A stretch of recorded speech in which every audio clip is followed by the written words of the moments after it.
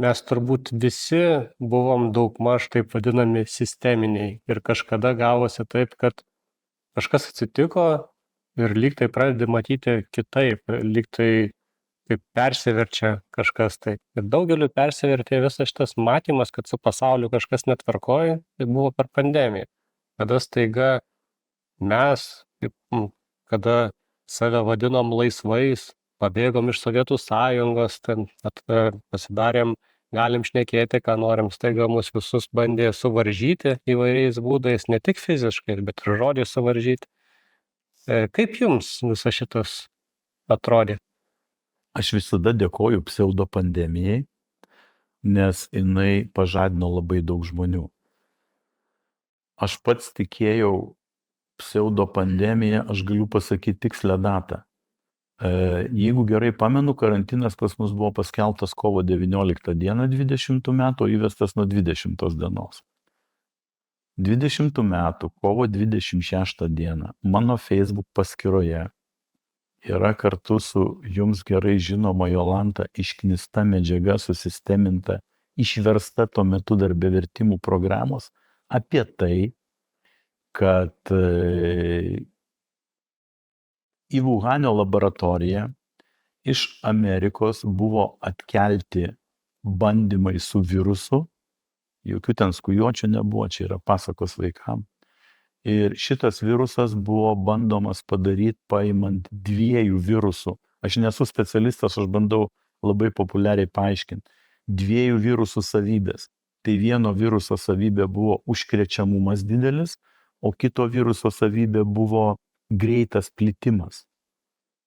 Ir šitas virusas buvo paleistas iš laboratorijos ir šitaip buvo sukonstruota pandemija. Tai aš tada tapau nuo tos pseudopandemijos pradžios labai aktyvus socialiniuose tinkluose, nes buvau visiškai neaktyvus. Socialinį tinklą aš Facebook'e profilį susikūriau 2011 metais prieš savivaldybių rinkimus, nes tie, kurie konsultavo mus ryšių su visuomenė plotmėje, jie sakė, kad tai yra naujas dalykas, kur tu gali skleisti savo idėjas ir visą kitą. Ir mano tas tinklas tas profilis iki to laiko, iki pandemijos buvo praktiškai nenaudojamas. Ir tada aš supratau, kad per pandemiją tai yra labai geras, per tą pseudopandemiją labai geras būdas skleisti informaciją. Paskui prasidėjo cenzūra, ten visokie kitokie dalykai, tada atsirado Telegramas, dabar atsirado 77 LT, kur tu gali kelti viską. Aš bandau vis tiek būti atsakingas už turinį, kurį aš keliu ir patikrinti. Ir kas atsitiko su pandemija? Pandemija pažadino labai daug žmonių.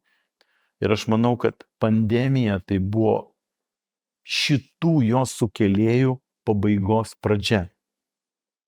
Nes paskui atsirado tos pseudo vaistai tie.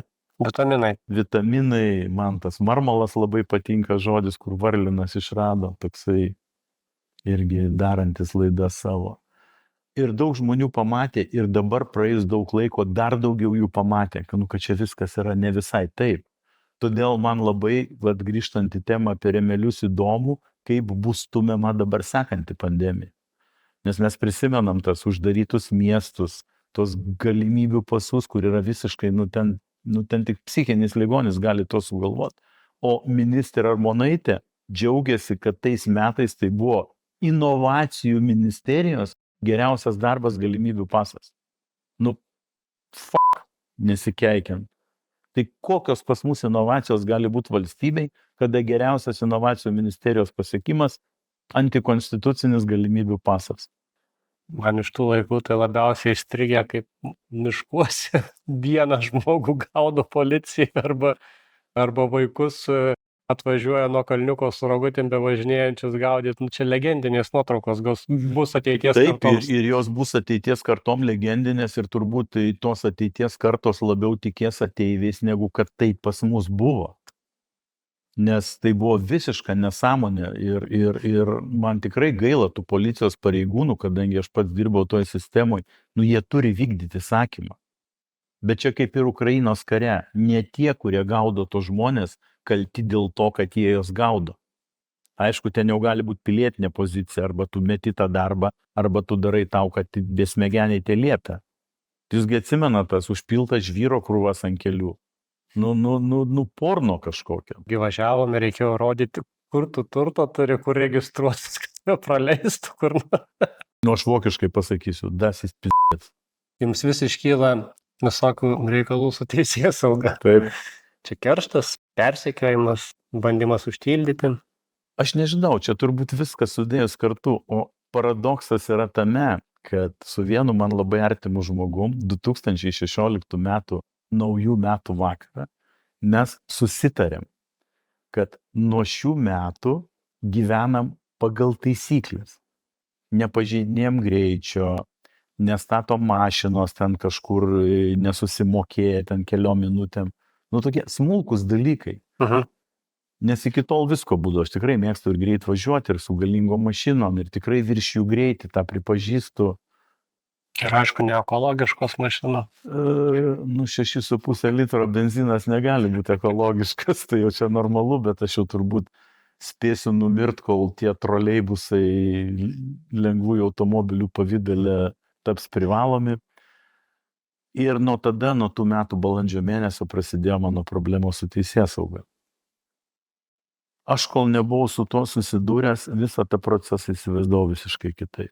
Aš galiu pasakyti, kad jeigu žmogus nebūtų toks stiprus kaip aš tikrai save išbandžiau ir laikau save stipriu žmogum, bent jau šitoj temai, tai ta sistema jos mala kaip va šitai. Niekam neįdomios tam tavo versijos, niekam neįdomus advokatų pokalbiai.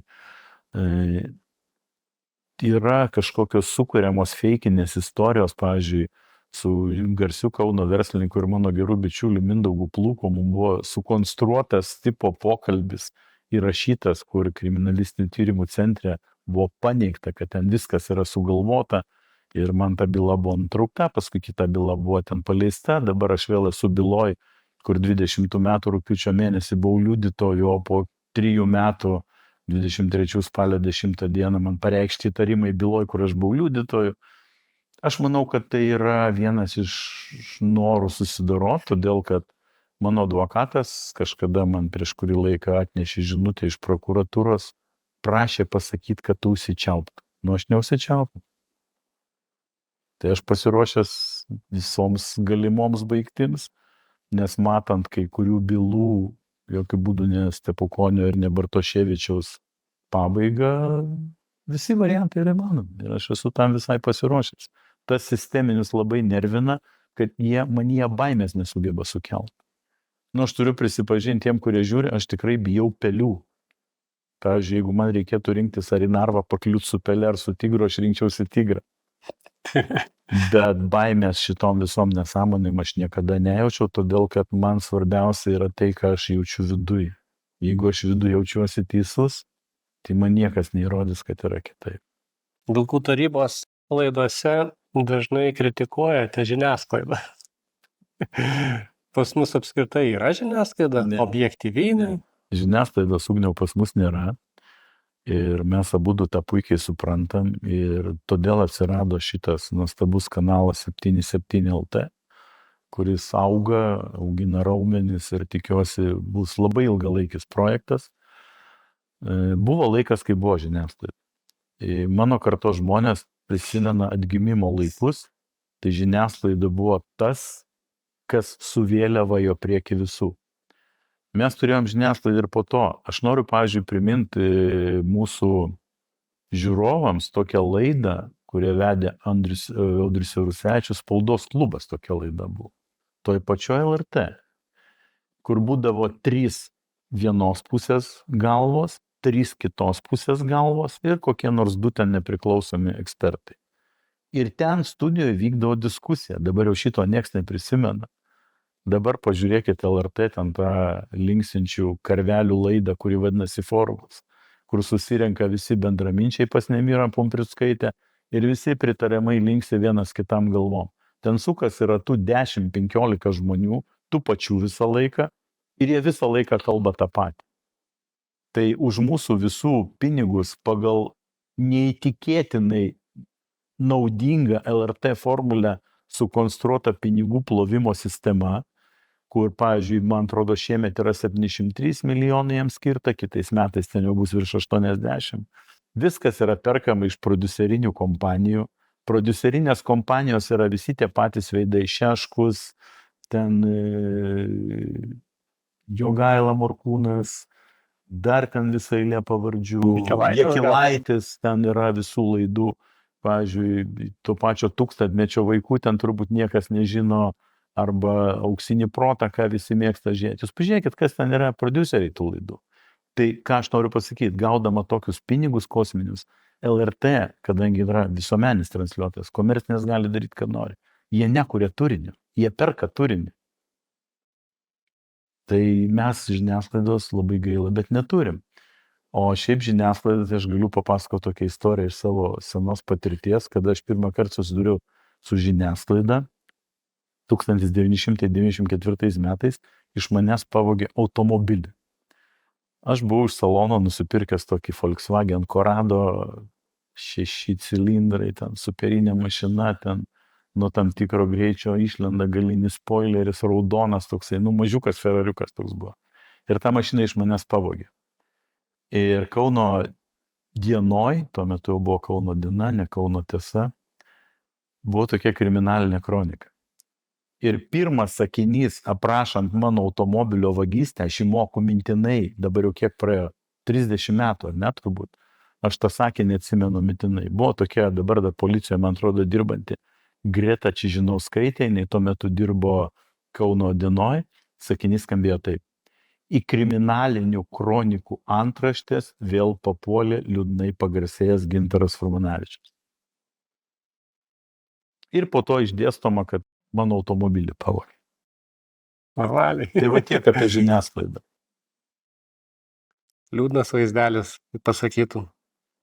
O gal kaip tik linksmas? Tai reikia žiūrėti kaip į bairį, tai ką jie mums pasakoja. Aš tai žiūriu kaip į bairį. Aš, pavyzdžiui, per tą forumą LRT pirmadieniais, kur transliuoja, aš tiek prisižvengiu, kai jie ten pritarė vienas kito nesąmonėm visi, ten Rima Urbonaitė, žinojai, Marius Laurinavičius, kuriam VSD renka informaciją, kad jis galėtų paskui ją pateikti mums. Žodžiu, ten, cirkas be pinigų. Aš tai priėmęs savo tokį sprendimą, kad aš jiem nei klikų, nei savo laiko neduodu. Tegul jie man duoda savo.